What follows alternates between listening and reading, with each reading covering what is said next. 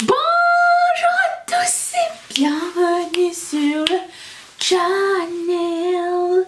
Avant de passer aux favoris de 2019, j'aimerais faire un retour sur les favoris de 2018 et vous dire, après avoir visionné la vidéo, c'était très pénible, si je les aime toujours ou pas, est-ce que je les ai encore, et autres petites pensées qui me sont venues pendant que je visionnais cette vidéo. Premièrement, je la mettrai dans la barre d'infos, si encore une fois je la retrouve parce qu'elle était extrêmement mal taguée dans mes affaires. Et c'était aussi une collaboration avec Elodie, et je me rappelle c'était un bon moment, j'avais oublié de mettre mon mascara à l'intérieur, donc il n'y a pas de mascara dans cette liste. Et je me rappelle aussi... après avoir regardé la vidéo, j'ai été obligée de regarder la vidéo parce que je n'avais pas pris la peine, parce que je me pensais très haute, de mettre les articles en barre d'infos. Moi je pensais que j'allais passer par la barre d'infos et me dire est-ce que je les ai encore ou pas ou quoi ou qu'est-ce. Non, moi à l'époque je me disais si les gens sont vraiment intéressés à regarder la vidéo, eh ben qu'ils le regardent et qu'ils prennent des notes. On est d'accord que c'était une idée stupide, personne ne fait ça, personne ne fait ça. Je sais pas pourquoi au début, quand je listais rien du tout. Non mais écoute, je me sentais plus cool que je suis, mais soyons raisonnables. J'ai aussi remarqué dans cette vidéo, il y a un an de ça, je n'avais pas de cheveux blancs. Je souhaite dire ça. Et ça change. Et qu'est-ce qu'il y avait d'autre? Mon make-up était cool. Très cool. Je pense que j'avais utilisé la Salbare palette ou la Through My Eyes de Colourpop. Et en faisant mes recherches, je me suis rendu compte que j'ai aussi fait une vidéo des favoris Colourpop l'année dernière. Je pensais que c'était une toute nouvelle idée. Absolument pas. Et vous allez voir qu'il y a eu plein de choses comme ça qui vont se passer durant cette vidéo-ci. Alors, j'ai commencé ma vidéo avec le primer préféré de l'année. Et vous savez quoi? J'ai acheté ce primer cette année en pensant ne jamais l'avoir essayé de ma vie, alors que c'était mon favori de l'année dernière. Who I am. J'ai de multiples personnalités. Alors c'est celui-ci, celui que je mets en ce moment d'ailleurs. C'est The Ordinary High Adherence Silicone Primer. C'est un excellent primer. Donc c'était mon favori de l'année dernière. À la vidéo de l'année dernière, j'étais en train de le terminer. C'est exactement ce qui se passe. La vie est un éternel recommencement. Voilà. Donc c'était pas nouveau. Je mettrai les articles dans la barre d'infos si ça vous intéresse. Comme fond de teint, j'avais choisi le Stay Matte de Maybelline et même en faisant cette vidéo, je n'avais plus le produit parce que je l'avais terminé.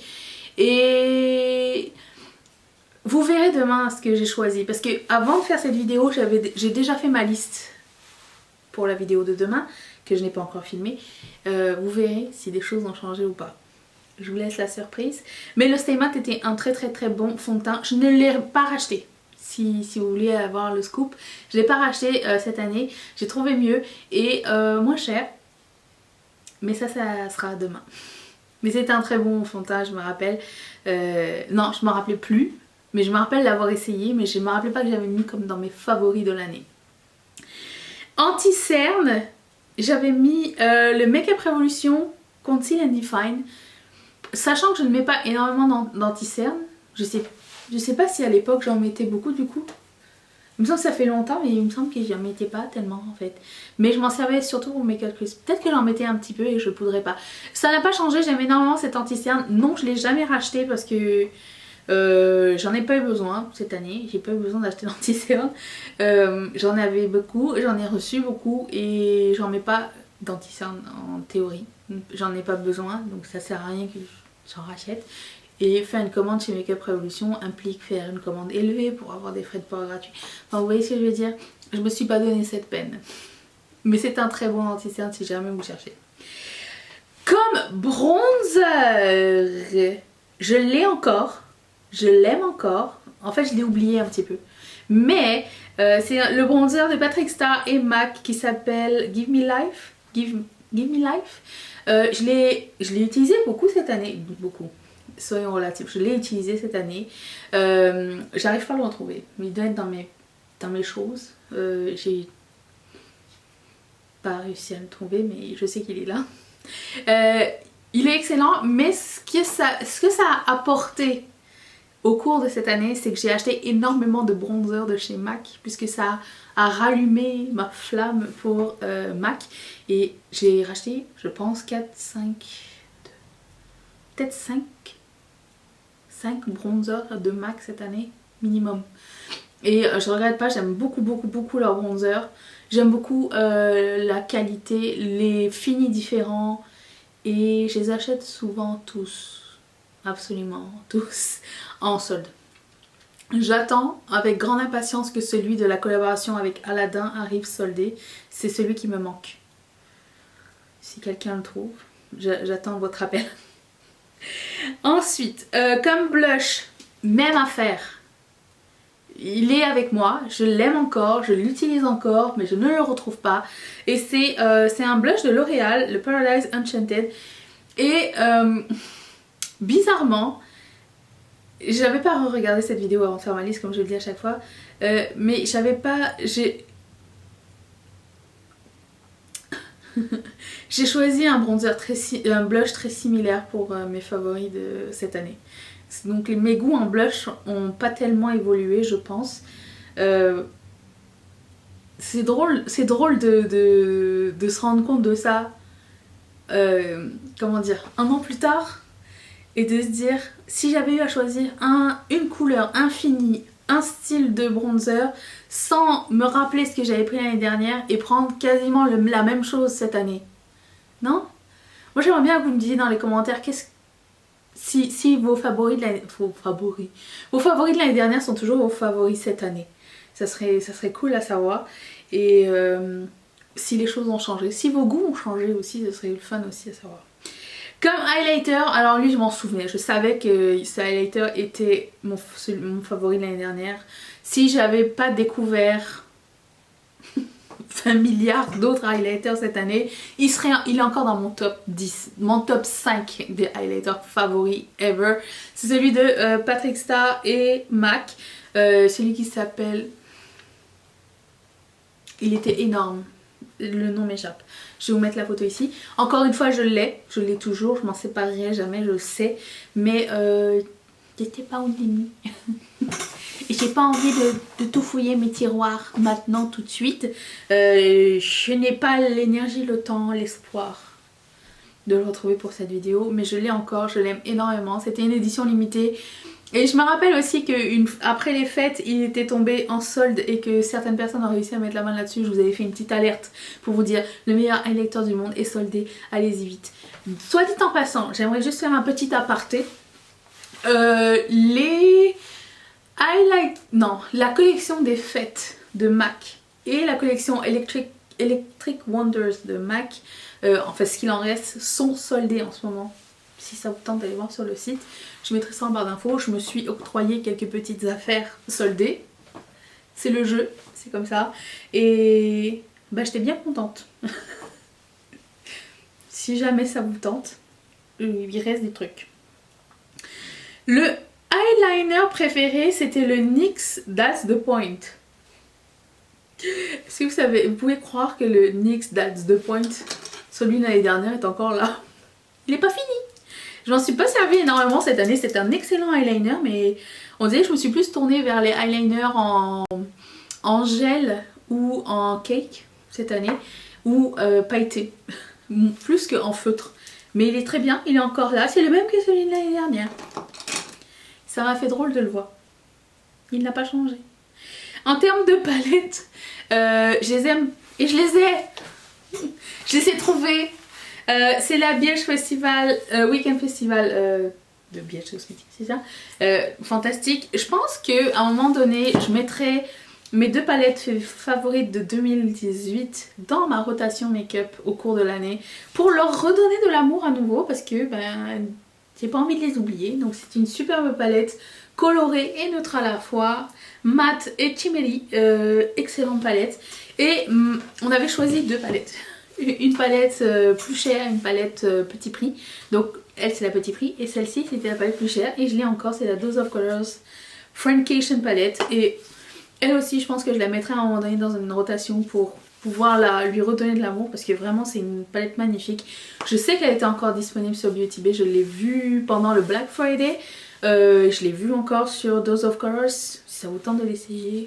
Elle est fantastique, j'aime le format, j'aime énormément tout ce qu'elle a à l'intérieur à nous offrir. Les couleurs métalliques sont de toute beauté et les mats se font super bien. J'aime énormément cette collab. Donc c'est ça. Pour les lèvres, je me rappelais plus ce que j'avais mis dans ma liste, mais il s'est avéré que premièrement j'ai utilisé une de ces couleurs là pour faire ma rotation et je l'aime toujours autant pendant mes rotations de 2019. C'est My Main de Dose of Colors, que je sais pas où j'ai foutu, mais dans ma collection encore une fois, il est là. Je l'ai adoré et je l'ai gardé. Et un que j'ai racheté cette année parce que je l'ai cassé lors de la vidéo de l'année dernière et je me rappelais pas que c'était pendant cette vidéo là que j'avais cassé ce rouge à lèvres là, qui était mon favori de Colourpop et de l'année, c'est le Check Please. Et ça m'a fait drôle de me dire, je l'ai racheté là récemment, je l'ai racheté je pense il y a 2 mois ou un truc comme ça parce que, mais plus que ça même, parce qu'il était rendu genre à 3,80$ un truc, je m'en rappelle plus trop et je me suis dit oh ce serait bien que je le remplace parce qu'il est cassé et je l'adore ce rouge à lèvres, c'est un de mes favoris. Et bah effectivement c'était le favori l'année dernière, donc je l'ai mis il y a pas longtemps dans une vidéo, j'ai fait une vidéo sur Patreon, j'ai fait une palette 3 looks avec la Bye Bye Birdie et je me suis servi de ce rouge à lèvres orange magnifique et je l'aime toujours énormément, c'est toujours un de mes favoris et s'il existe encore je vous le conseille si vous n'avez pas peur du orange fluo. Parce qu'il est fluo. Et ça m'a fait plaisir de le voir là et de me dire que j'étais contente avec aussi mes rouges à lèvres, c'était cool. Le primer pour les yeux c'était ex aequo avec le NYX Milk. Nous savons très bien cette année que j'ai fait une vidéo, un coming out, pour vous dire que j'avais changé d'avis sur pas mal de produits dont celui-ci. Pas pourquoi j'aimais ce produit là, je l'aimais plus, je le déteste en fait. J'y ai pensé mais je m'en suis servi très longtemps comme base, je sais pas, les choses ont changé, j'en sais rien. Il était ex aequo avec le primer de Morphe. C'était le même primer qui était là dans la vidéo de l'année dernière, sauf que dans la vidéo de l'année dernière il était plein. Là, il n'est plus plein. Il est très bien utilisé. Il reste la moitié, même moins que la moitié. Je vais essayer de le finir. Je le mettrai peut-être dans ma prochaine rotation. Tiens, ça serait pas une mauvaise idée, histoire d'en finir avec ce produit-là.